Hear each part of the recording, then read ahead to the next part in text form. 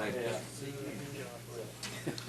like to call to order the Parks Board meeting for Monday, July the 22nd. So Mr. Bruce seems to be wandering around. He's probably going to see if there's any comments over there, but I think Mr. Lowry's on the agenda anyway, right? Correct. That's the only name.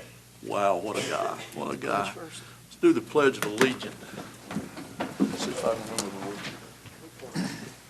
Pledge allegiance to the flag of the United States of America and to the republic for which it stands, one nation, under God, indivisible, with liberty and justice for all. Thank you, sir. Label. I will ask for approval of the minutes for June 24th. Mr. Head, okay, is that? Second, Mr. Bennett, no discussion. All in favor say aye. Aye. All opposed? Motion passes. All right. Let's see. We've got Connect Committee report. Who's? Thank you, Mr. Chairman. There you go. Okay. Yeah, last week we had our first meeting with the new Connect Committee. It was a very productive meeting. We have 8 members now, four with each club. And we talked about, the first thing that we talked about, we had Tammy Neal. She's a nurse with Vanderbilt who she does all the CPR training for Civitan, and she now does it for our fall league. So she came and did a presentation for both soccer leagues and about the possibility of their coaches doing CPR, AED training moving forward. So the leagues talked about it. They're going to go back to their boards and discuss how they can possibly get their coaches trained moving forward. And other than that, we just kind of got to know each other, talked a little bit about how they can work together moving forward with park improvement, scheduling, practice scheduling, game scheduling.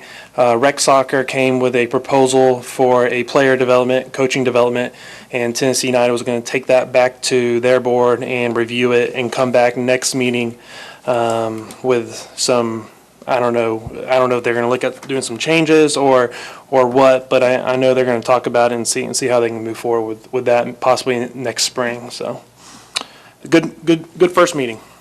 Thank you, sir. Any questions?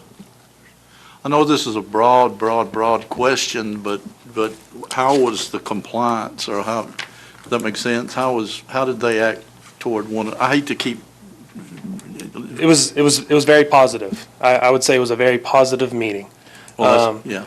I think it was a step in the right direction for everybody, and I'm excited to see how we move forward with it. But I think everyone was willing and wanting to work together. So. Very nice. Very nice. Any question? Under old business, park project updates, Mr. Gilley. Thank you, Mr. Chairman. I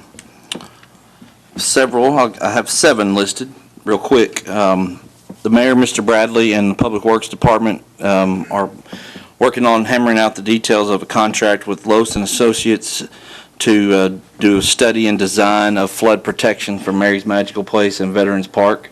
That's in the works. The Public Works Committee of the city approved, I believe, up to $100,000 to do that study if needed and design. Whatever they come up with will probably cost way more than that, but it'll be worth it to protect the asset. Work on electrical work and security camera installation in several of our parks will begin in August. It's a combined project with the police department. The mayor and alderman put that into the budget on the second reading as a special project for this year. I won't say that we've had a ton of incidences, but we have had a growing number of incidents in the parks, and we want to be proactive, and I think this was a great step by them to do that. We are still gathering. We like gathering one more estimate before we can turn in the bid sheet for tennis restroom renovation. As strange as it sounds, it's a smaller project, and not everybody's wanting to bid on those things right now because there's so much building going on for larger amounts. But hopefully we can begin that soon, and in concert with the school board, get some work done out there in our restroom facilities at tennis. We are still doing work as we can, piecemealing flood repairs from February on ball fields and greenways and parking lots. I will tell you for a fact that with some of the work we've done, there was games that would not have been played had we not put new surfaces down this summer with all the rain we've had. So we've made some improvements along with fixing things that were damaged. Got an email today with the first draft of a relocation plan for inline hockey. Not ready to send that out yet. It needs a little tweaking, but hopefully by next month we will have that to you all and to the Capital Projects Committee. It's going to be a really interesting and exciting time to get that in the works, I think. We have had several meetings, and we're moving forward with the first responder memorial at Memorial Park that you all approved last month. That will be ongoing. And also, it looks like at this time we're going to be able to replace with LED lights up to 3 soccer fields and 1 baseball field in over the winter time. We've had issues in soccer. We had an issue on field 3 at Drakes Creek where a bulb exploded when it came on. Didn't get hit by a ball, just popped. I mean, and that's not the only place we're having issues. So we're going to have to push to continue to get our lights converted over the best we can. But right now, it looks like, this year we were able to add lights to soccer at Volunteer Park. We did football. We did a baseball, softball field at field 1. Looks like we're going to be able to add lights to 3 big grass area soccer in the soccer complex and also hopefully a baseball field. That is my report on projects. If anybody has any questions, I will entertain them. Out of curiosity, what's the cost on those LED lights above? It's depends on it depends on if you have to replace the whole pole or just the fixture. One baseball field could be anywhere from $105,000 to $200,000. A soccer field could be anywhere from $100,000 to $180,000 or so. Just depends on if you got to put new poles in or not. In the long run, though, it pays off, I think. 100%, yes, sir. Yes, indeed. Thank you, sir. Under new business, Hendersonville Water Lantern Event, Mr. Lowry.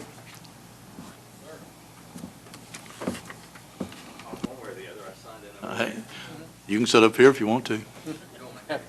Push the little button and state your name, sir. We've already done that. Sure, well, thank you. Matt Lowney. sir. And spent some time with, and I know she had kind of a last-minute emergency with Andrea over the phone, and so she's kind of guided me a little bit through a couple phone calls through this submittal. So I'm not sure from the details, but kind of the idea here is a Water Lantern Festival is pretty much as it sounds like it is. It's kind of a 4 to 7:30. We looked at it. Dusk is about 6:30 that evening, and so we do a release of water lanterns. A couple common questions. One, they're not open flame. They're these little electronic candles, so we're not going to catch anything on fire. And 2, we pick them up at the end of the night, so they don't float away. They don't float off. There's really no leaching hazard. It's natural wood, so we don't run into issues with environmental. So we put them out there and then clear about 7:30. We see this is kind of about 45 minutes to an hour, and then everybody goes home, and then we kind of commence to collecting these things, and you do that a couple ways. So before that, it's a ticketed event, so I think on the layout I showed kind of where we'll put some fencing. And they come in we let folks bring chairs and blankets, and we give them a water lantern, and they decorate it. And there's some music and a few kind of fun things, but we don't do bounce houses. That's not worth the headache or the insurance. And so make sure I've highlighted on my notes here. Food trucks, and I know Andrea went through that there's a permitting fee specifically and directly to the food trucks, so they'll pay you guys and deal with you directly. But I think a couple food trucks and maybe one dessert truck will feed our crowd. We don't do outside food. That's as much to prevent alcohol as it is food. I'll just be very honest about it. I've dealt with that, and coolers seem to kind of sneak in alcohol more than they do food, so we kind of cut that out. So I guess the only is I'm kind of going down here. I know we kind of made it contiguous with the current kind of restroom setup, but we also put out 3 more portalettes just to make sure we don't have lines. Nobody likes to wait. And then trash-wise, we do a little small dumpster we'll have delivered probably on Friday and have come pick up Monday. But trash-wise, we use those kind of cardboard boxes and we set them up and then pick them up at the end of the night and put them in the dumpster. With the water lanterns, we don't save. We salvage the candles because they're reusable and I don't like throwing them away. But That's pretty much our layout, if you will. I went over there kind of between rainstorms this afternoon, 'cause it's been a while since I've been down there. Like since I was in elementary school. It's the last time I've been to the park, so it's been a while. It does still look a lot the same. So, you know, parking I think would be the one concern. I think we're going to shoot for the lower end of this. I think we kind of put a 500 to 800. I think I'm going to cap it at 500 just to kind of make sure we get this right the first time, which means we'd need parking for somewhere right around 150 cars, kind of ballpark 3.25 people per car. These are families, so we're kind of doing family events. So, yeah, I think we may, Andrea had mentioned talking to the high school, I believe, across the street about letting them do some overflow, but I did the count right on the map. The image I show, I see people even parked a little on the grass. I don't know if you got discouraged that or if that's okay, but if you look at the map, I show there's about 95, 100 cars that'll fit in that park, assuming that they can park on the side in the grass in the designated spots. So we shouldn't have too many people that have to hike in, is kind of the hope here. But she did mention if we have to cross the street to get, I'm assuming, police department, we can coordinate with them to have a police officer kind of help people walk across the street. It's kind of what she'd mentioned. So, I don't know, maybe more detail than you want, but that's kind of the overview of what we're doing, Okay. or hope to do. I'm assuming that you've gone over this with the staff, is that correct?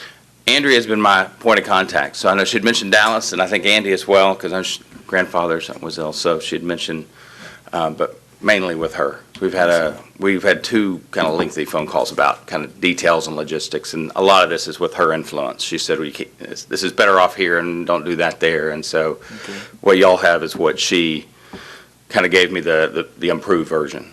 I think I'm going to ask the staff what if they have an opinion on this first before I ask the question. Andrea, I think, spoke with Dallas in the office today. The date seems to be good. It's fall break in Sumner County. I think that's the first Saturday of fall break. So if you should need the high school parking lot, it should be a good option. Should be a good option. Good to know Mr. that. Cotter's been very good about letting us use that for events, but that'll be something Andrea can work out Okay. if needed. I'll let Dallas add anything if he wants to. Yeah, pretty much everything Andrew told me, he just said as well. So I think from an event standpoint, this won't interfere with anything. So yeah, I don't see anything that would pop up here. Does it need to be dark? So that's the reason we do dusk. Okay, So I didn't know that time of year if that was late enough or not. Yeah, so I have a little link to I have to track this for several things. Okay. So 6:30 is dusk on October 5th here. So the idea here is we put them in at dusk. We direct folks, so we don't let them actually, this works out real well the way it's laid out. They're not going to hang out by the water, right? So the event's kind of over here by the pavilion, kind of surrounding that. And then we tell them at 6:30, kind of migrate that way, right, and do a release. And then that's where they take pictures, and I think I shared on there kind of aesthetic, and that's kind of what they go for. And then by then they've seen it and they clear out, frankly. A lot of times, 7:30, we're going to be sitting around a field kind of by ourselves already starting to clean up. So. What about your insurance situation?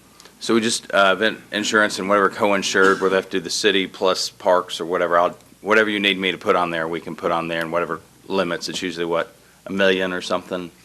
Whatever requirements you have, we can do and get you as a co-insured pretty easily. I believe, Mr. Chairman, have y'all, if I'm not mistaken, y'all have had this at other parks in Nashville or something in the past? Or? They have, I have not. So Okay. they won't, I've talked to these folks, they do a national deal, like I live in Nashville, so I don't venture this far. So they go around across the country. They don't go to smaller cities, so we said, hey, we can do that. We can make this work for us at about 500 people, and it's worth a trip up.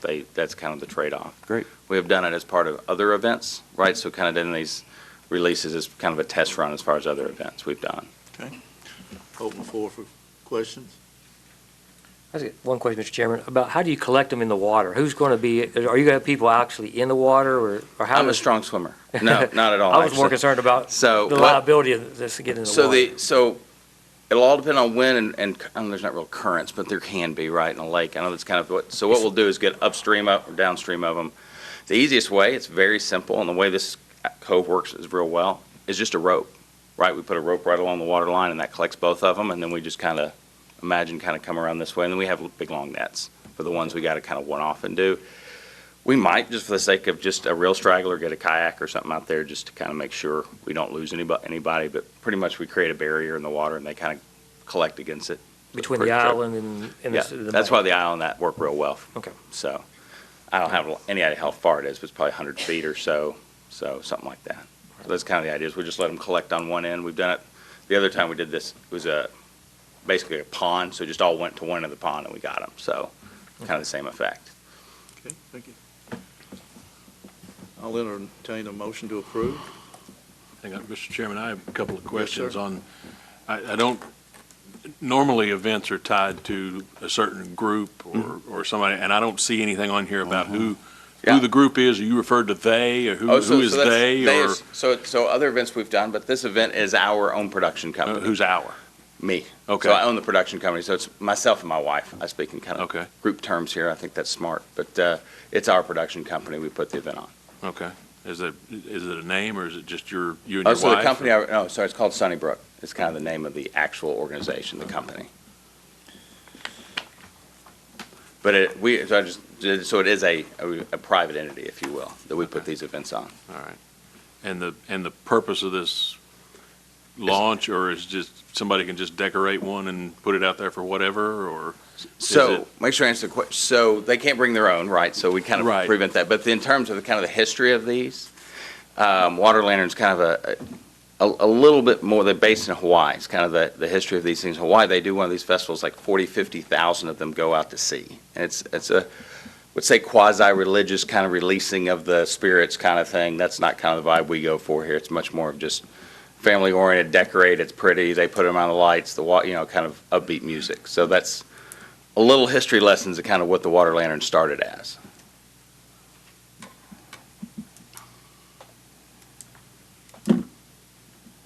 Any more questions? I got a question. Yes, sir. Typically, when we have events, tournaments, whatever, within the park, people partner with a charitable group, 501c3. Sure. I didn't see anywhere on your application where you all plan to give money back to a local charity or anything of that sort, to the park, to whatever. Well, so other than the fee, right? So that's the part that's kind of separate. Now, we have done that. A lot of events we do where we'll usually the simplest way to do that is give them like $1 or $2 per ticket we sell, if you will. But first time events, we want to make sure this dog will hunt. It's kind of the way I say it sometimes. There's really not any real money to be made once we kind of get a charity partner involved on these first time events. So we really just want to see if this will work in Hendersonville this first time around. If there were a charity, for instance, we've done the Humane Society in Franklin and that kind of stuff, we'd be happy to partner with them if that was something that would make you guys kind of happy. We'd certainly be happy to have that conversation if there's charities that what a watershed and that kind of stuff. So if there's a charity or something, I'd be happy to reach out to them and say, hey, here, kind of here's what we're thinking. I'd be more than happy to talk to them. I just don't know who that would be in Hendersonville. But we have done that, Right. for sure. Typically, depending on the type of event, we can kind of steer people in the right direction. We had a group, nonprofit group, Borderless Arts, that just redid all the mosaics right there in Memorial Park. Kind of sure. seemed like that might be kind of a fit. You're using the lacrosse field there Sure. for your event. I don't know. Yeah, I think it's a fine suggestion. I don't have a vote, but I can tell you that Sure.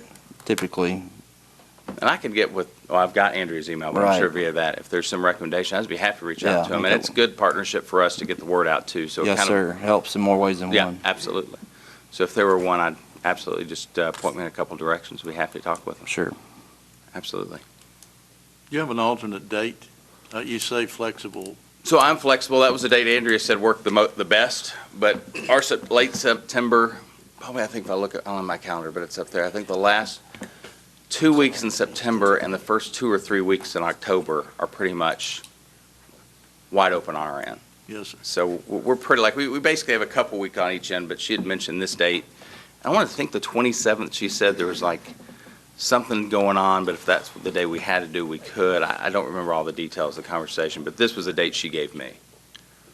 So, I see. but if y'all need to have it some other day, yeah, we got a couple weeks either way. Any more discussion? If I don't, yes, One quick question on the entry fee. Does that include the lantern It does, and the absolutely. stuff to decorate it and whatever? Absolutely. So they get the water lantern, they get the candle, obviously, and I can bring their own candle, and a marker. And Andrea had a good suggestion, we're going to do it, is we are going to put a few tables and chairs out there, so probably seating for 100 tables, kind of congruent with that, probably what's that, 12 tables, just for folks who don't want to sit on the ground, or don't bring a chair, or don't bring a blanket, and it might be wet. I said, well, that's fine, the first 100 people are going to sit there, but we'll let them have fair swing at that. And I said, well, that's a fair enough request, so we'll probably go ahead and do that. But, yeah, that's kind of included with the admission price.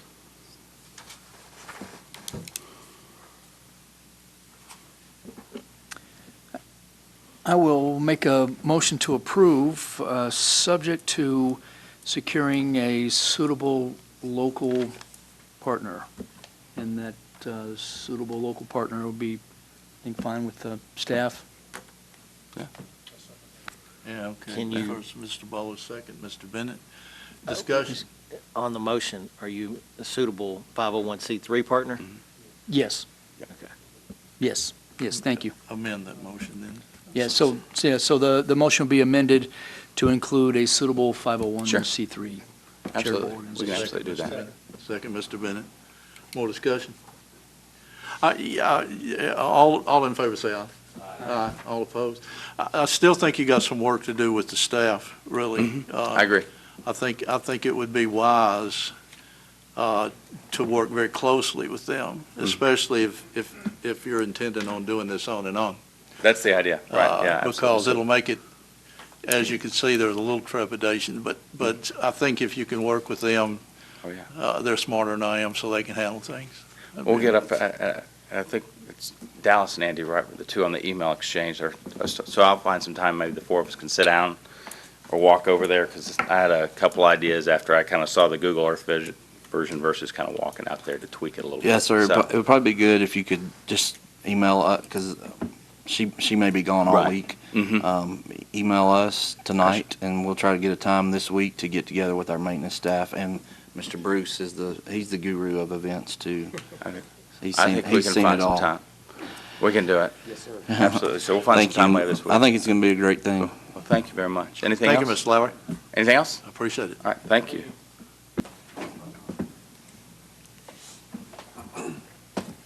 Love lanterns. Updated alcohol at events policy, Mr. Gilly. Thank you, Mr. Chairman. This is page 12 in your packet. It's where this starts. Page 21 is where it ends. I had already given you all this document back earlier in the year. We made a couple of changes. We added took out some requirements such as like 7-foot tall fencing. We didn't feel like that was economical for groups. We added some approvals by the fire marshal. Page 17 is a good place to look for those type things.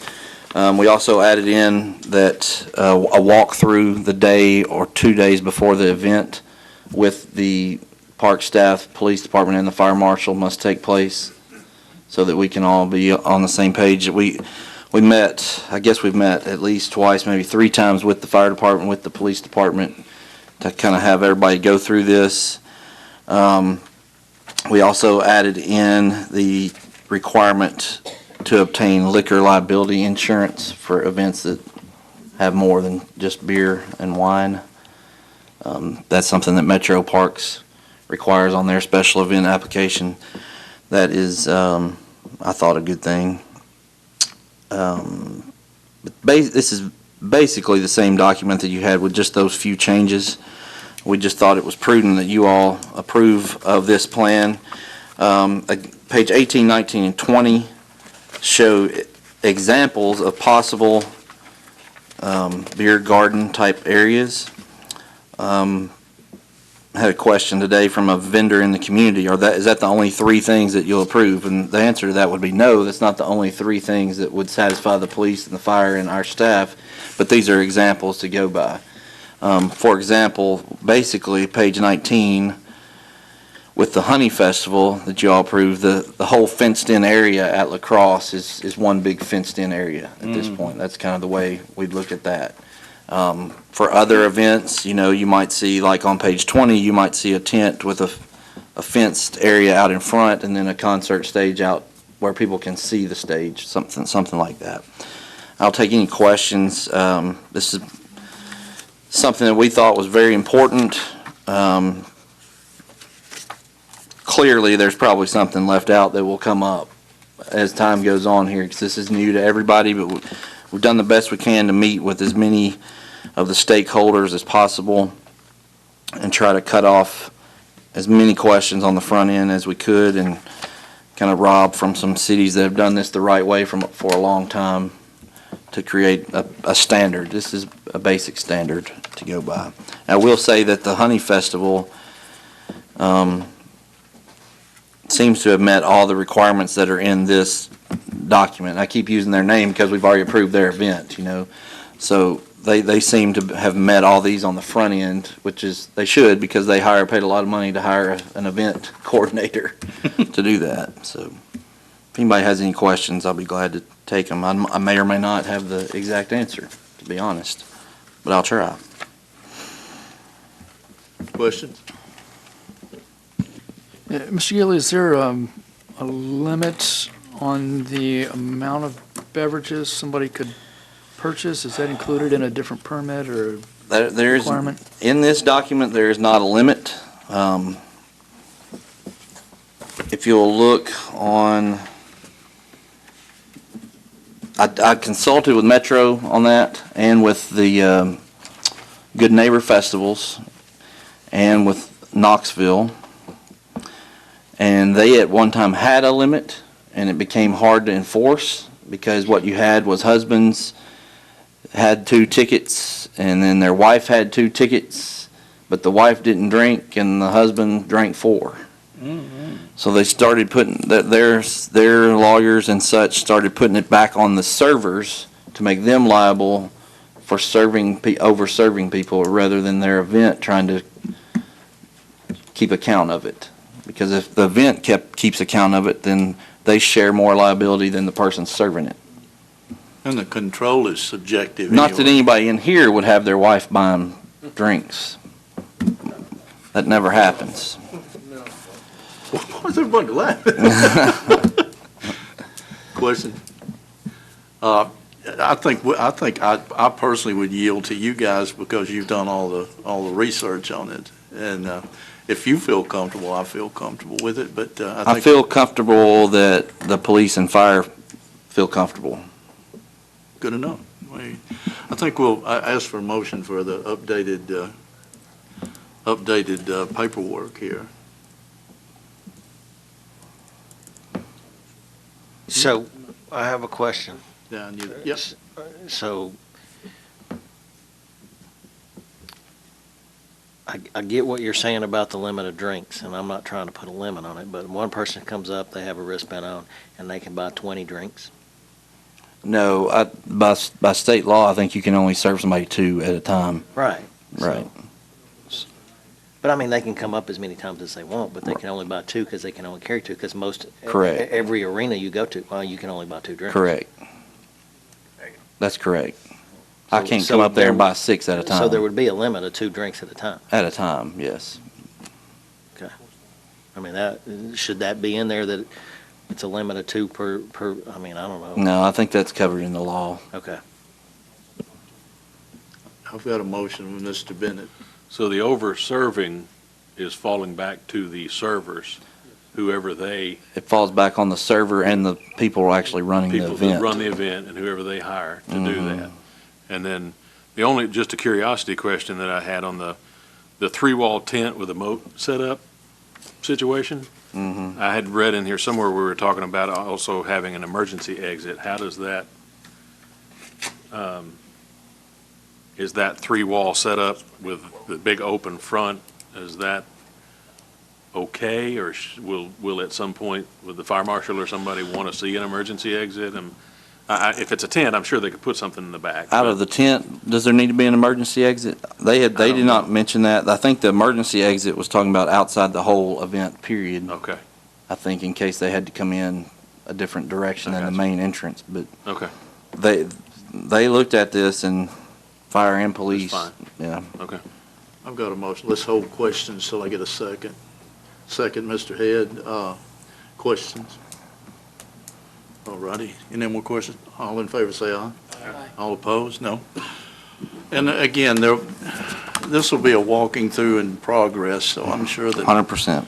but I think it's subjective to, I think everybody everywhere is going to try to beat the system some way or the other, so I don't think there's, from what I've seen, the servers kind of know what's going on, so I think it'd be all right. Under new business, alcohol sales at Sumner Fest event, Mr. Sinks. Or missings. Wow, I could, Golly. well, Kendall could be either way. It could go either way. Not Yes, too- ma'am. Thank you. It's Miss Sinks. Yes, ma'am. My name is Kendall, and I'm here representing the Hendersonville Area Chamber of Commerce. Seated behind me is Sue, representing Half Batch Brewing, so she'll be able to answer questions as well. We are wanting to have beer at Sumner Fest on August the 10th, which is going to be held at Sanders Ferry Park from 4 to 9 p.m. This will be a first, I believe, at Sanders Ferry Park. Mr. Gillies sent me last week on Wednesday the alcohol service requirements sheet. He mentioned tonight that it was 18 or 19 pages long. I only got a 10-page document, so Page number 18 of our 20-page packet. 43-page packet, actually. got you. She's going up. No, you're good. What you got Okay. was the whole thing. So basically, I just want to create a dialogue. I read through the requirements, putting, a double-walled fence up or having a tent. And I just want to know kind of if you guys have an area in mind of where we need to put either one of these. We had talked about maybe doing it near shelter number 5, because our event is going to be at shelter number 8. And what are your thoughts on that? When I spoke with Nate this afternoon, his concern was two things. His concern was that renting temporary fencing was going to be encumbersome. I told him my concern was that as new as this is to the parks as a whole, that I can't vote for these guys. I don't know how they would vote, but I knew one of the questions would be, where is it going to be sold? And is it going to be contained and things like that? So I think that has to be figured out. But his main concern was that he didn't want to create a small area where people had to be, where they couldn't see the stage of whoever was performing, which I think is legitimate. Mm-hmm. So my question back, and Andrea wasn't here, so where is your stage going to be? That was is it underneath the pavilion, or are you putting a stage separate from the pavilion? Last year, the stage was underneath the pavilion. This year, the stage will be, if you're at the pavilion looking at the lake on the right, Right. right there. So, I mean, what are you going to have inside the pavilion? We're going to leave it open for seating. What I told him was, to me, the best thing would seem to be to utilize part of the pavilion as part of a barrier and create a fenced-in area around near the pavilion where people could come in there and have a place where they'd have stage viewing if that's where they so desired to be. And I think that would be a lot more cost-effective. I mean, we don't have a ton of temporary fencing ourselves to help with, but we'll give you whatever we can, obviously. You've already done that. I've already talked to Jeremy. So we've already used all your temporary fencing. Yes. Well, then we don't have any more. It didn't grow. But we can get we can try to get, like we do at Freedom Fest, we can try to get barricades. We just need to have, I can't speak for them, but I think they're going to want to see you have some separation from inflatables and kids type activities at the event. Okay. That's my advice. I mean, I would have loved to come in here and have all this planned out, but the timing was very short. Right. Would you guys allow us some time to? that's that what I was together? gonna tell the people up here with the timing of everything and kind of the way it's kind of come to knowledge to everybody that you can start applying for these type things and them already having their date set And the beer board meeting is the first Thursday in August. Is that correct? That's correct. Right. We're on that agenda. And they're they want an answer from this board before they approve something, is what I've come to understand. They're trying to put the pressure on the Parks Board, the beer board. Am I right? I think you would know that better than me. Well, I mean, I thought they had told you that.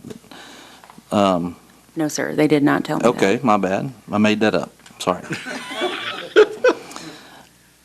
That's why I do think it would be, I think you could make a motion to approve this contingent upon them getting a plan that's satisfactory to the park staff, the police, and the fire. I think you could do that. I don't think you have to do that. And I think that would probably satisfy what you were looking for. And if at the end of the day you're not comfortable with where we end up saying you got to go, then you just don't have it. Okay. I did have a question about the document that you sent me. Said that we need 2 peace officers. I'm assuming those are off-duty officers. Will we still need that? Mm-hmm. Okay. Yes, ma'am. All right. Sorry. Sue at Half Batch can kind of answer any questions that you guys may have about the actual serving of the beer. If you have any questions for me or not, and I'm sorry I didn't sign in, I didn't know I was. No, you didn't have to gonna- sign in. You're good. My question would be, when I say we, are you as a staff comfortable enough to make that motion that you suggested? I'm very comfortable working with Ms. Sinks. I'm very comfortable working with the Half Batch folks. I think they totally understand this is all new to everybody and that we've got to try everything we can to make it go well and go right, especially at the very beginning, and especially when the chamber's not going to take any chances. I mean, you're talking about the Chamber of Commerce. That we're going to try to do everything right to work with them on it. And I do think at the end of the day, if it's just not feasible at that spot for that, whatever it's going to cost to do it, then they'll just say, you know what, we'll try this again next year and be a little more prepared. But Yes. I think it can be done. I'm going to belabor a point, but still, it's on such short notice, and I feel a little hint of hope in here. That makes sense? In other words, I hope it'll work out. Well, I mean, And if you say that, if you take that away from me, that's fine. no, I don't want to take that away from you. No, I'm just saying, that's, I feel like we have a standard now to go by, and I feel sure that if we can't get to that standard for this there you go. event, That's what then I'm saying. we just won't do it. And I know they understand where we're coming from too. Exactly, yeah. It's not like people are going to walk away bitter one way or the other. I mean, we're good. There's no bitterness here. Not at all. Not with you, Andy. Thank you. Just with Keith. Yeah, just with, he was here last year. Well, that being said, I'll entertain a motion to approve. Got a question, a couple Yes, things. sir. So first, it's 2 officers per 1,000. So if you have 2,000 people at this event, you have to have 4 officers. It's 2 per 1,000. Okay. So I have a question. This is a non-ticketed event. It's a free event open to the public. We are not going to know how many people are going to arrive. You did this last year, correct? We did. What was your estimated attendance last year? I was told, I wasn't with the chamber last year, but I was told it was about 4,000. So that means you'd need 8 uniformed police officers according to this policy. And this is a policy. This is, and I will not vote for it unless you're going to have, based on last year's attendance, 8 uniformed officers. I mean, that's just, it's, if we're going to do this, we're going to use this. We're going to do it the right way. Do it the right way. And there's no reason to expect any less people this year, is there? No, sir. We're celebrating with the city's, 50th anniversary, and last year I was told, logistically, police with the park, they didn't know what it was going to look like. This year, they gave us the all clear, so. How many, I know the police actually have a they're planning on being, like having their command center in the park, or what are they already planning on doing? They are going to have a command center in the park. We're going to have police throughout the park, certainly at the entrance, lots of police officers. Fire department's going to be there. The fire truck on the water is going to be there. I think the Coast Guard is going to be there on the water, so. Do you have a problem with 8 police officers? Getting 8? I mean, and I'm folding in what he said. There's always knuckleheads running around, and the more people you got, the more knuckleheads you got. So I would want that to happen for sure. So you have a problem with that? No, sir, I don't have a problem with that. All righty. That answer your I have, question? I'm sorry. I have a question about, I mean, the form I'm looking at here references an event at the streets as well. And that's something that we don't have any say in or control over, and, I mean, Right, that was my mistake. That's for the Taste of Hendersonville, which I have to go in front of the beer board for that on August the 1st. okay, so this is, what we're talking about here is just the event on August 10th at Sanders Ferry. Yes, sir. Okay. Okay. Any other questions? Mr. Chairman, I just want to know, just from last year, the best thing that you all did was the paid parking. Do y'all plan on doing that again? Yes, we're using Stewart parking again. Okay, that way, again, I was there last year and sort of helped out through the park department. That was the best thing that they ever did, was do paid parking. To help people park their cars and get in and out of the park. Best money they spent last year was on the parking. And then the other question was, last year, I guess, kid zones, whatever, was just on the other side of the shelter where the stage evidently may go now. What's the plan for the kid zones or that end of it? We're going to put the kid zone up against the model, well, I guess in the model airplane field, and use the fencing that's there as one of the sides of fencing. Okay. So the beer garden would be possibly on the other side of the stage then? That's correct. Anybody feel comfortable enough to make the motion? I'll make the motion that this is approved based on approval of the fire department, police department. They adhere to all the things in the new policy, and that the 3 gentlemen down there, Keith, Andy, and Dallas, David's talking about us. Yeah, I need to. Are okay with everything, and if they give their blessing, then and all the rest of the proper entities do as well, that this gets approved. Okay, have a motion. Second, Mr. White. More discussion?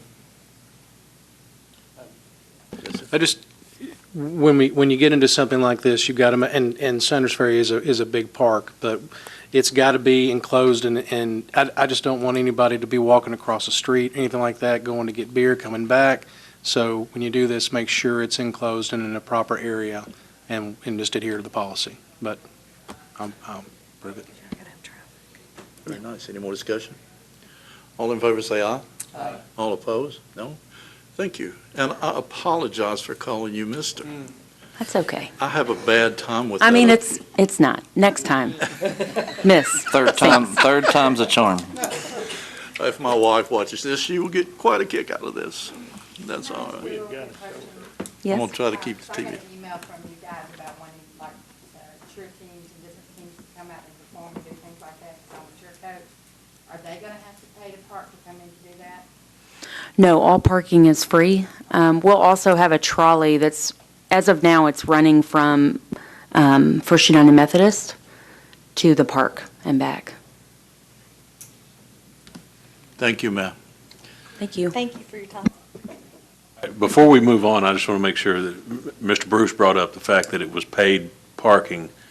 There's not a fee to park, they are paying a group to come in and park the people that Correct, come yeah. to the event. There is not a fee for parking.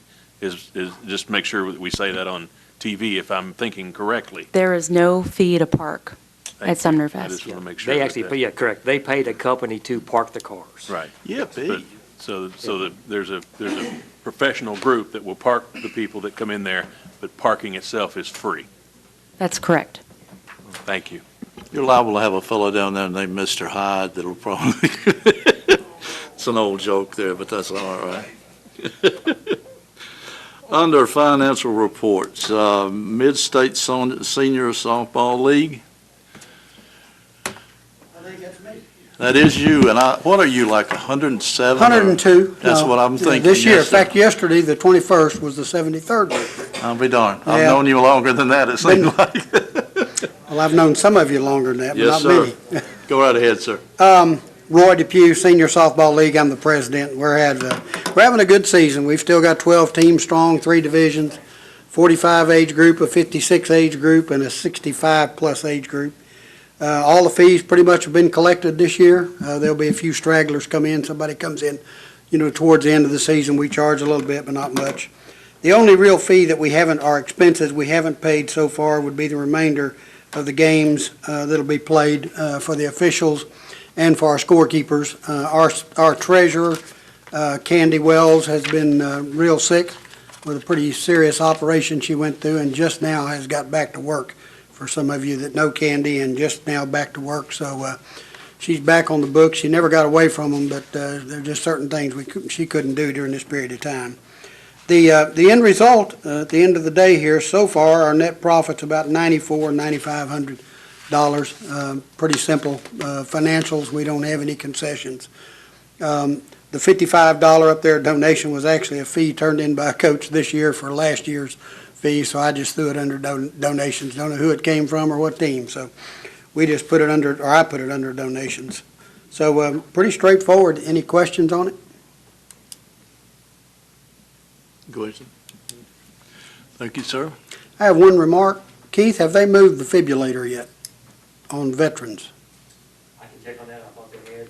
I don't think so. Last time I checked, it's still in the concession stand, and this is the 65 division that plays at veterans, and I think of all the people that might need it over there would be the 65 division. I don't think the kids, well, I take that back. When the kids play their moms and dads might need it, but I don't think they would. But we don't have a key to that, is my point. We have no key to that concession stand. I don't want a key to it. You guys keep everything in the sun in there, and I don't want that. So it could be in that room where the baseball and girls' equipment is. That'd be a good place for it. That way, everybody would have a key to that, or the code to it. Yeah, it'd be something. I don't think it's been moved last time I looked. It's 'Cause I looked in that still room there. for it. It's still in the concession stand. Is it? I Yes. thought it was. Okay. We can move it. That's not a problem. You have to put a sign over there too, right? So you know. where Right, it's sign at. outside the door. And I think as long as the people involved here, all of us know where it is, we're fine. Okay. I'll see if we can get that done hopefully tomorrow. Okay. Yeah. Thank y'all. What's the range of the 65-year-old? 65 to what? We've got 83, 84, and just retired this year was an 88-year-old. Howard Wall retired, so, we're unlimited up there. We do rate players by teams. So we classify players. We assign players to teams. We don't allow teams in any of the divisions. So, I guess we made an exception this year for one team coming in, but they weren't a bunch of ringers, so everything went well. But we do have a lot of the older guys playing until they want to stop. I'm thinking about it myself. Well, you come on out. We can use you. I was I bad tried to when get I was Lamar playing. in it for years, and Dave wouldn't do it. I was bad when I was playing. I won't be no better that way. Well, we've been trying to get Mr. Perry back on the field. It's been a while since he played with us. Let me meet, what are you, 67? No, 69. There you go. We can Pretty do that. incredible home run hitter, as I recall. Though. Thank you, my friend. All right, thank y'all.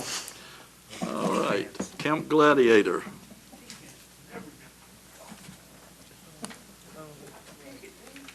Mr. Gilly, who is speaking for Camp Gladiator? Mr. Bruce, I believe, is going to speak for Camp Gladiator. I think Andrea was speaking to Liz as the contact for Camp Gladiator. And from my understanding, their program is still working on getting off the ground. And as of right now, that second email is showing they're actually not charging anybody at this time for their services. So as you see there, they're showing zero income and looks like $50 and some expenses. So I guess from at this point, she's just pro bono on the paying her workers for that part of it. They also, I believe, Mr. Chairman, a handout. Everybody, they gave us a roster of the people who had been coming. Yes, sir. We were curious to know what zip codes they were from and where the people were coming from. And they still do plan on, part of the deal was they were supposed to do like a community day, and Andrew's working with them on that to do a community day, no charge to that, to give back to the parks. Okay. Question? I think we'll let that in lay. Okay. Thank you, sir. Mhm. Hendersonville Inline Hockey.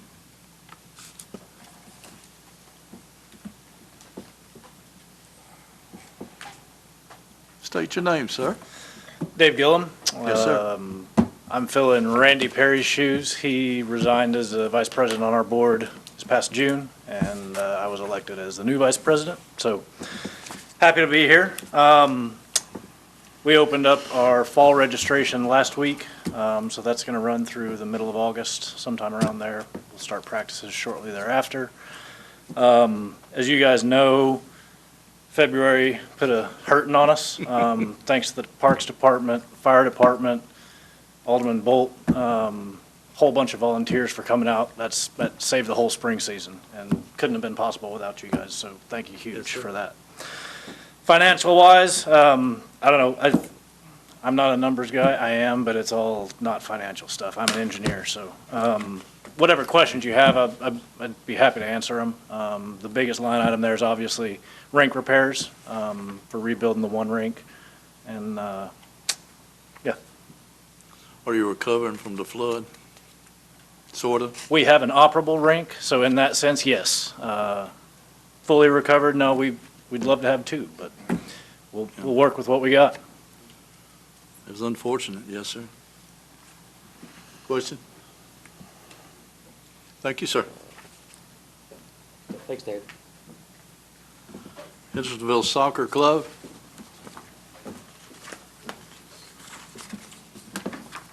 Mr. Chairman, I think Yes, sir.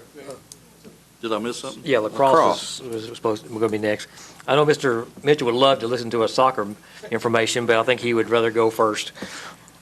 Well, okay, then let's go lacrosse then. I'm an old guy. Lacrosse, Hendersonville girls and boys. Let's do soccer first. Yeah, okay, right. Good evening. First, I want to thank this board here for hosting the Lacrosse America Lacrosse Tournament in June. That was a pretty huge thing from our standpoint. I know our parents were extremely excited about it. I had a chance to go out to the fields, spend some hours out there because I knew a bunch of players, a bunch of parents, and from what I gathered, I had some conversations with some traveling teams in from Illinois and Kentucky and, of course, Georgia, Alabama, North Carolina. And what I gathered, they were very impressed and pleased with the outcome. I don't know what you guys heard, but from my own little limited experience and observation, it seemed to go over very well. So thank you for that. Now you've made my job harder because now there's an expectation on the part of our parents to, whenever there's a field issue, and Keith and I, we laugh about this every year.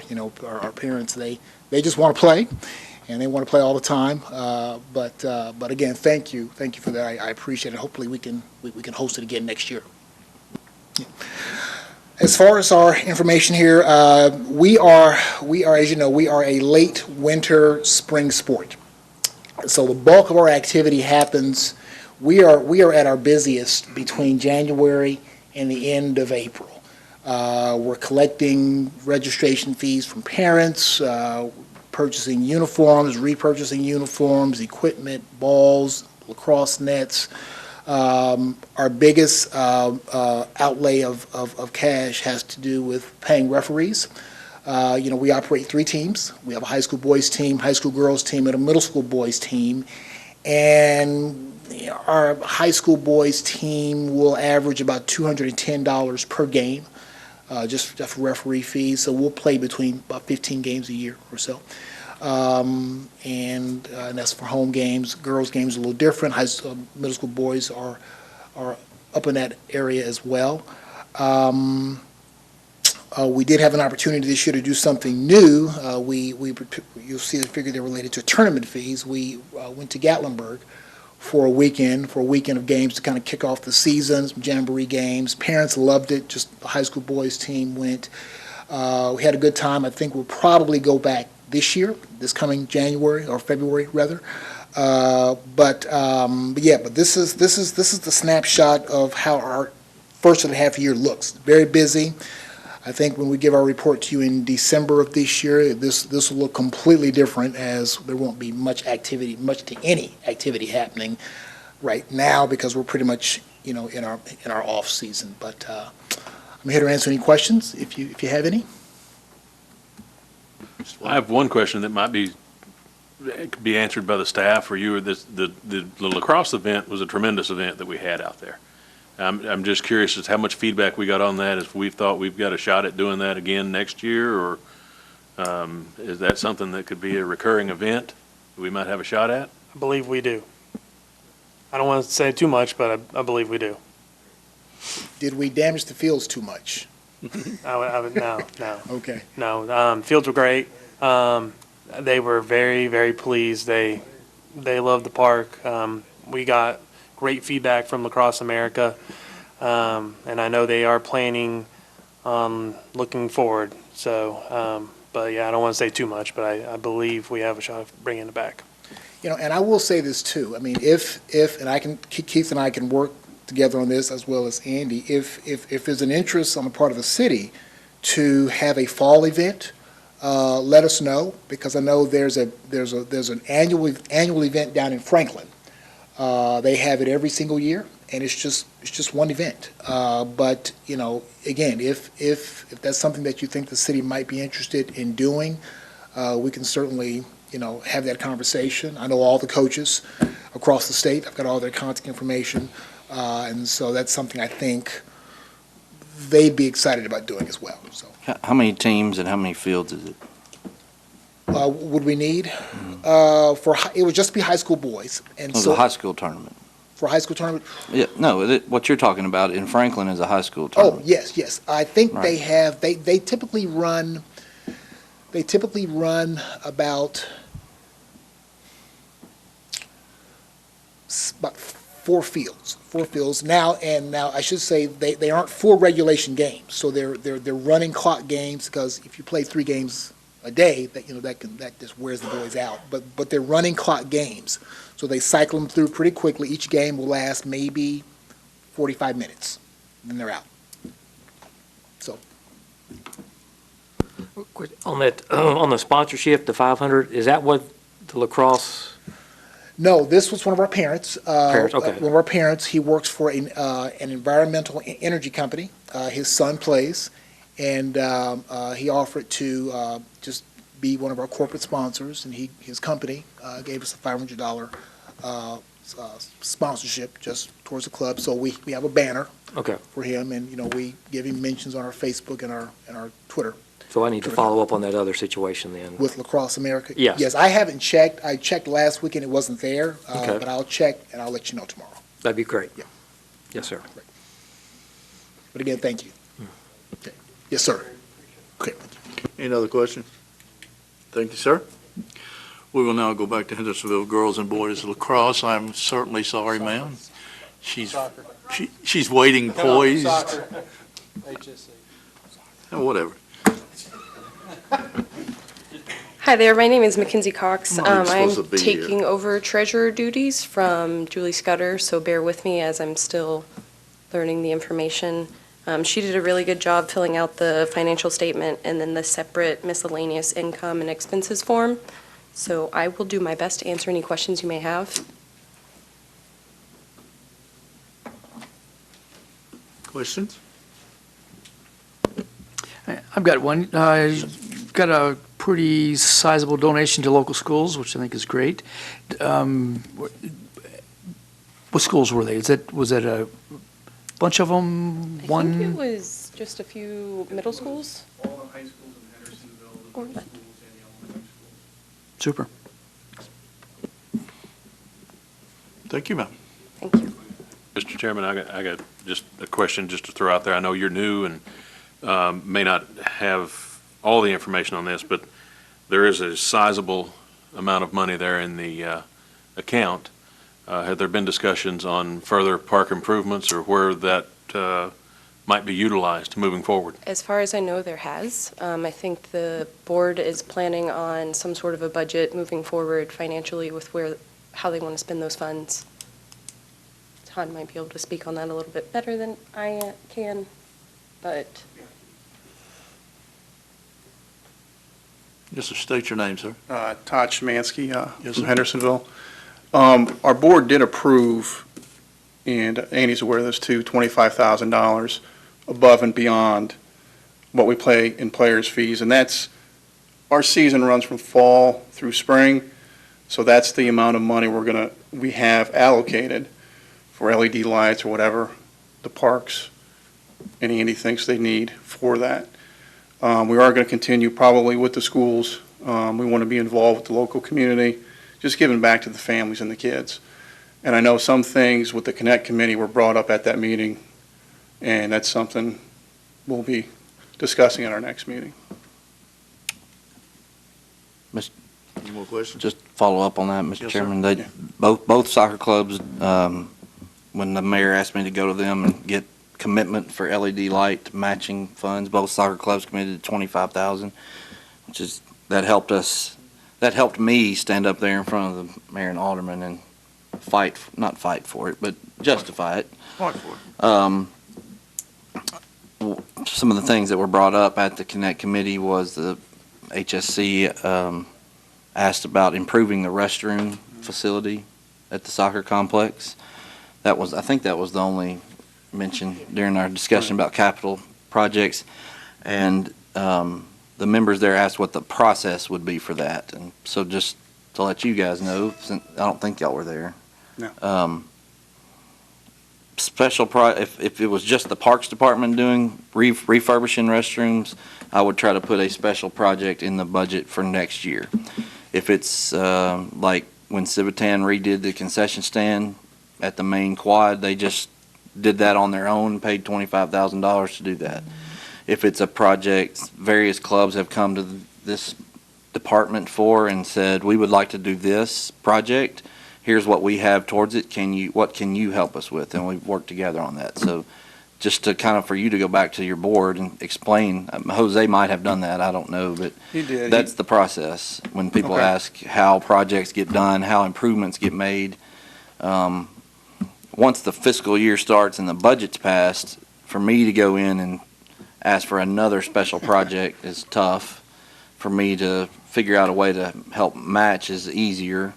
For people to do it on their own and us just say, good job, is the best way. That's the easiest. Right. Mr. Head can tell you that. So anyway, just kind of explain that to everybody, I guess. That's good information going forward.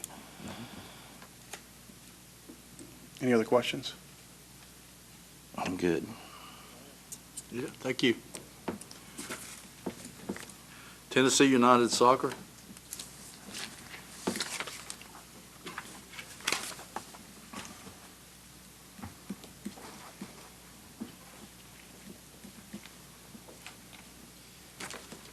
Todd Giles with the treasurer for Tennessee United. I guess the one big thing I'll say about these financials are they are for the full year. We didn't present back in January a couple years ago. We changed since our fiscal year ends in June. So we weren't here back in January, so these are full year numbers. The one I was also going to give a shout out to the staff. You know, we operate both at Drakes Creek and Moss Wright, and obviously we lost Moss Wright this year, and so it didn't have as big an impact on the weekends as far as games went, but practices during the week, we turned two parks into one, so thanks to these guys for everything they did as far as helping us get through that. So any questions y'all have on the financials, I'll be happy to entertain them. I have one question. Where do y'all stand in your legal matter as far as when your tournament insurance? Back and forth. Still ongoing. We're, I don't know what the actual legal terms would be, but at this point, all the defendants have come back. Well, we've addressed, I think, 2 of the defendants right now as far as the questions that they came back with and wanted us to provide more information or at least clarifications on things. It's like any legal battle, it's going to drag out as long as they can possibly stand it. Just to inform you all that when their tournament was rained out a couple of years ago, they had purchased insurance on weather, and the company is not wanting to pay, even though it was clearly rained out and it was clearly sold to them properly, and they're fighting it every step of the way to pay. So that will hopefully that'll get settled soon. Yeah, it's turned into this point. There's about 5 different defendants, I think, and they're all pointing their fingers at everybody else, and so we're just biding our time, and hopefully we'll get there. Mr. White? Really, it's the same question for the other club. Is the checking account looks healthy? Well, the one there's thing. Plans, I know that you've committed, and Andy had referenced committing $25,000 to the lights. We'd certainly appreciate that. Just curious if there are any other things that you guys might be looking to doing. Well, the one thing I will say about the amount that's on there, we've already taken in a ton of registrations towards our next year. So if you look back at, it's the last page I submitted. I'm not sure what page it is in your guys' materials. Starts with bank balance, ends with bank balance. There's roughly $100,000 in that bank balance that's already for next year. Okay. So, that does take it down a fair amount. We typically have had, I would say in the ballpark while I've been doing this, roughly $25,000 a year that's gone back into the park, just as straight to improvements. This year was higher than that because of the lights. But we budget for something every year in that vicinity. It's tough, because our tournaments, depending on how big they are, will net, 45 to 50 to, if it's a big tournament, it could be 70 to 75,000.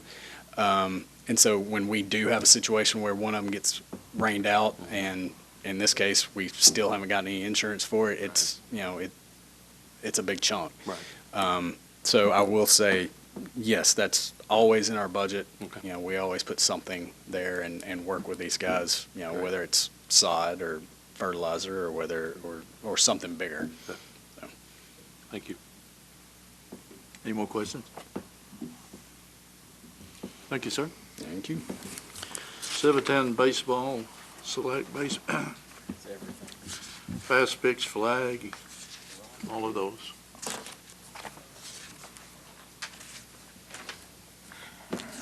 Brian Whitaker, I'm the president of Civitan.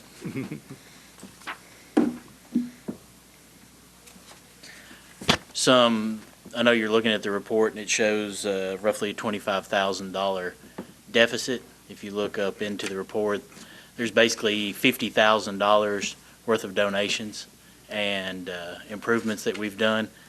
Mr. Gilly already mentioned $25,000 that we spent on renovating what we call the softball concession stand that's in the main quad.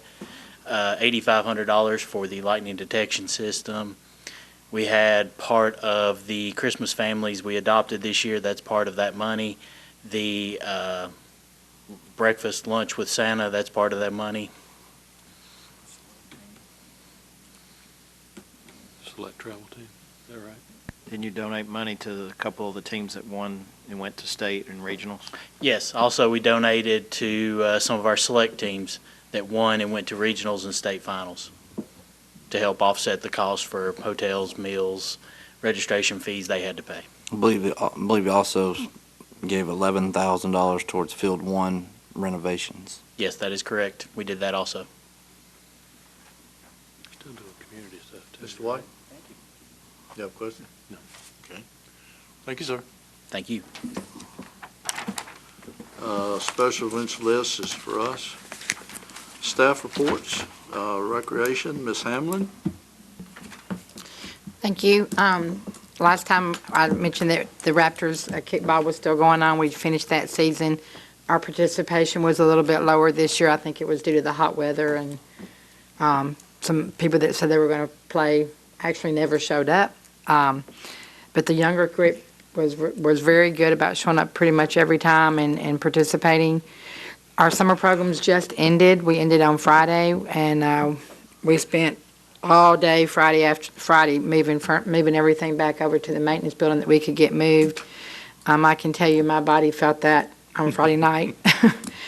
We had good participation. Campers seemed to enjoy their time there.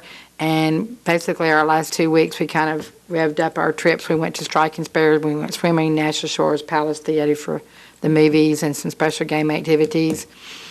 I'd like to give a special thanks to Mr. Frank and Mr. Bennett at Merrill Hyde and their custodial staff for letting us use their building and working so diligently with us. This has turned out to be a great location for us, and we hope that we haven't been a hindrance to them while there.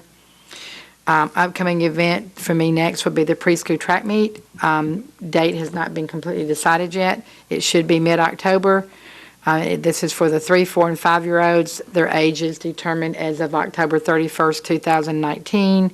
They participate in a 25-yard dash, tennis ball throw, hurdles, and an optional mini mile run. So hopefully we'll have everything on the website here in the next couple of weeks and have registration ready to start on that. Any questions? Thank you. Thank you, Ms. Hamlin. Special Events Program Supervisor, does anyone have Ms. Wise? I have that, Mr. Chairman. And would you present that at this time? Not as well as she would, but I will do it. Well, that's fine. I won't make fun of We have coming up this Saturday night, movie in the park at Veterans Park, 6 o'clock. The Goonies will be shown. This is makeup from when we were supposed to have it previously. We'll have food trucks, inflatables. The movie will start promptly at 7:30. Hope everyone can attend. There's a tennis tournament August 10th. We've got a homebound meals motorcycle ride at Drakes Creek Park and throughout the city on August 10th. Sumner Fest is August 10th. Big day on August 10th, apparently. Raise the Praise will be August 17th at Memorial Park. Hope everyone can attend that. And the Honey Festival, September 7th, Memorial Park. That's my rundown. Indeed. Thank you, Ms. Wise. Yes, you're welcome. Any questions? Thank you, ma'am.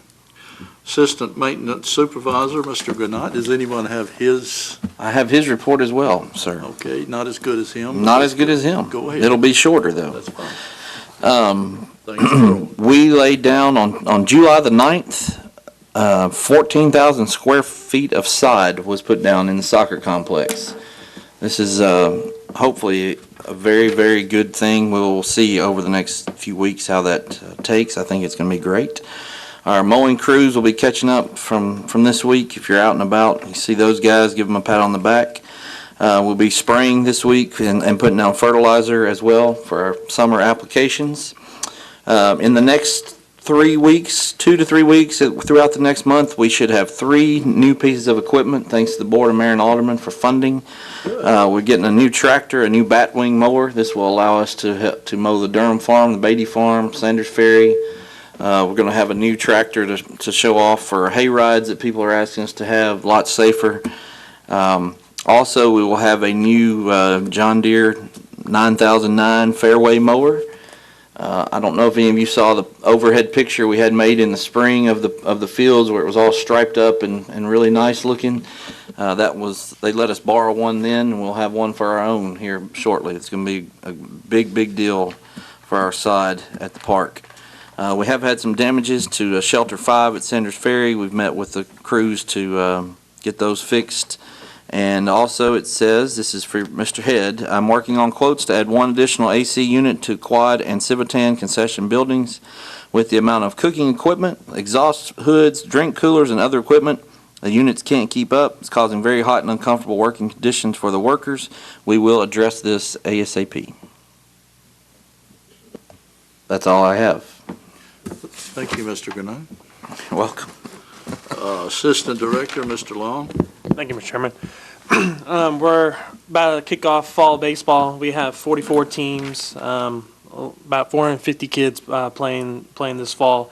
So we got our coaches meeting this Wednesday night, and practice will begin August 3rd, followed by games starting the week of August 18th. The Men's Open League basketball season, they're about to wrap up here in the next 3 weeks. We're starting the tournament this coming Wednesday. Tennessee United Soccer Camp is next week, and then all the soccer leagues will begin practice August 5th, so the following Monday after camp.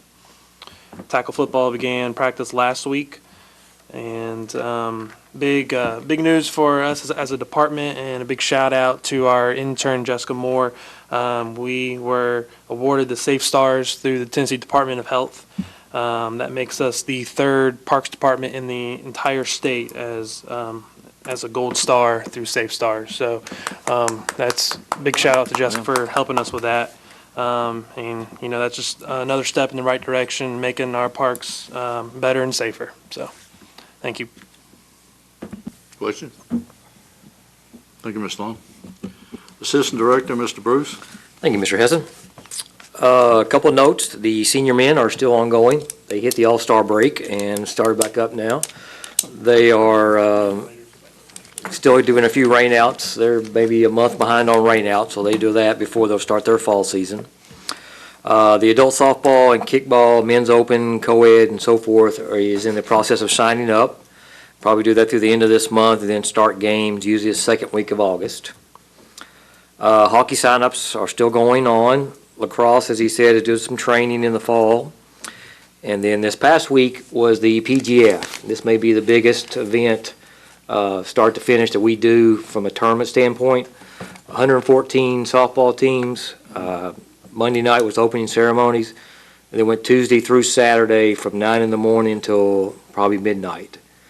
At Drakes Creek for all 5 days and Veterans for a couple of days. So the concession stand does get hot when you're in there for 12, 14 hours, I know from Jimmy's standpoint. So, again, we had a really good week. They complimented the maintenance staff every time I went down there. We had rain on, I think, Wednesday in the morning, a real good shower, and by 1:30 we were playing. So it was a real good week for the hotels and for the park, concessions, and everybody. So we had a good week, and I think they'll be back again next year. Great. Thank you, sir. I didn't hear anything about kickball in there. Sign-ups are going on, so if you can't get enough friends to have a team, I'll be glad to No, find it. I'm just advertising. Okay, all right, I'll get you a team if you need to. I've withdrawn my thing about us versus the staff, because y'all look. Parks Director, Mr. Gilly. Thank you, Mr. Chairman. Just to update a couple of things, the policy on sponsorships and things that you all passed a couple months ago, that has moved through committees. It will be on the agenda at Finance Committee tomorrow night and through BOMA. That's important because of our leagues wanting to go out and get sponsors for big projects, big events. We kind of put that off so that it wouldn't be discussed during the budget process, because their meetings are so long anyway on those nights. That's coming up through the process. You will hear a discussion about how the hotel tax is going to be used to promote tourism in our city. A lot of the items that can be used for directly impact our parks. If and when you see our aldermen, the mayor, and things, just thank them for supporting that, because that could help us out in a lot of ways. And it's important going forward that we use the hotel tax properly for tourism purposes. You will also hear about a discussion in the Public Safety Committee coming up, and then probably further than that, about adding the UTV and the EMTs to the park every time it's open, not just for tournaments and events, but also for our regular league activities. We're to the point where the park is full every night. We feel like that as a city, I think our residents come first. I know the Public Safety Committee asked us as a staff to get dates to Chief Bush, and Chief Bush is putting numbers together. They're having a special call public safety meeting tomorrow night here. You all are welcome to attend that if you'd like to. I know the UTV attended to one 15-year-old baseball player that had heat exhaustion this past week that was on field 3. the UTV was not there. We had one field going on about 2 weeks ago, one field playing, and an umpire actually had a heart attack. The UTV was not present, as that wasn't, normally that's not a time when we would normally schedule it, as we've had been scheduling it for big, large events. But the umpire ended up being okay, and the ambulance got there in 5 minutes and took care of him, and he's okay. But I just think going forward, it's something that we can't make that decision, because you're talking about a big expense as far as staffing that thing all year long from basically February to November. But when the park's full of people, and it'd be tough for ambulances and fire engines to get in there, it's a great help. And hopefully we can come up with a way to get it in there as much as we can. I know Chief Bush is on board, and I think the mayor and aldermen are on board if we can just figure out how to fund it. That's all I have. I do also want to thank our staff. They let me take 2 or 3 days off this past week, and probably didn't want me to come back, but they let me come back too. So they don't need me, really, honestly. They do a great job, maintenance and our office staff. They're the best. So thanks, guys. And Ms. Hamlin, thank you. I'm not going to share with you what they were looking at you about. Please don't. Please don't. Thank you, Mr. Gilley. Any questions? Yes, sir. With all the lightning and stuff that's been going on lately, has our detection system been working properly over that huge tournament that we had? The lightning detection has been a pleasant addition. I think everybody can attest to that. It's worked well. These guys have been down there as well. I agree 100%. It takes it out of our hands, having to get people off the field. Now, if it's going off, like Saturday night, it was a championship game Saturday night, and it started going off. It wasn't any decision. Yeah. I told them the teams have to get off. So I like it from that standpoint. Yeah. Safety standpoint, yes, and also there's no question. If it's going off, you get off the field. We've looked into maybe adjusting it a little bit to having it go off when it's farther out than 2 miles, and maybe coming back on when it's Okay. because right now what's happening is it waits until it's 2 miles to go off, and it kind of seems like that may be close, but then that little meter has to go all the way back down to 0 before it lets you back on again, and it seems like that's really far away sometimes. So there probably is some adjusting we could do to it, but we want to. It's worked pretty well so far. I think. It's park specific, like for Drakes Creek and veterans. All right, Drakes Creek veterans and volunteer all have their own separate Okay. systems. So Perfect. you could be caught off the field at Drakes Creek but still be playing at Volunteer Park. Good. Good. That's all. Any other questions? Thank you, Mr. Gilley. Round table, Mr. Head. Sure, got a couple things. First, I think it works great. Within the 2 miles, because you can almost see it when it goes off. Secondly, I would agree that it probably takes a little too long to come back on sometimes on the lightning detector. Also, thank you very much for the air conditioning. The workers will greatly appreciate it. We have actually had a couple get sick and had to go home because it was so hot. And then I wasn't here at the last meeting, and I'm sure it was brought up, but we had the flag football tournament with 54 teams, and I need to give a shout out to Dallas down there. We had some rain off and on, and without Dallas getting down there helping us move fields around and everything else, we probably wouldn't have got it in, but we got the tournament in that day, and it was a huge success, and I see it being bigger and better next year, so just a shout out to Dallas down there. And hey, thanks for putting up with my text, Keith. I love those. Thank you, Mr. Head. Mr. White? Back on the lightning detection for a minute, is what's over at Memorial Park, is that tied in with Drakes Creek? That's all part of the same? Yes, sir. That is all part of one Drakes Creek Memorial. Very good. Mr. Bennett? I'm good. Mr. Bowler? Nothing for me. Mr. Perry? Just real quick, because I usually don't say a whole lot.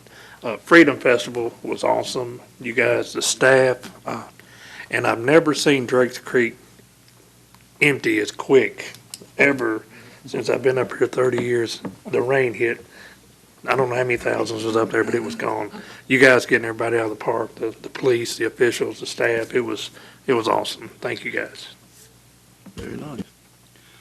Motion to adjourn. Mr. Perry? Mr. Bowler, second. All in favor? Aye. Out of here.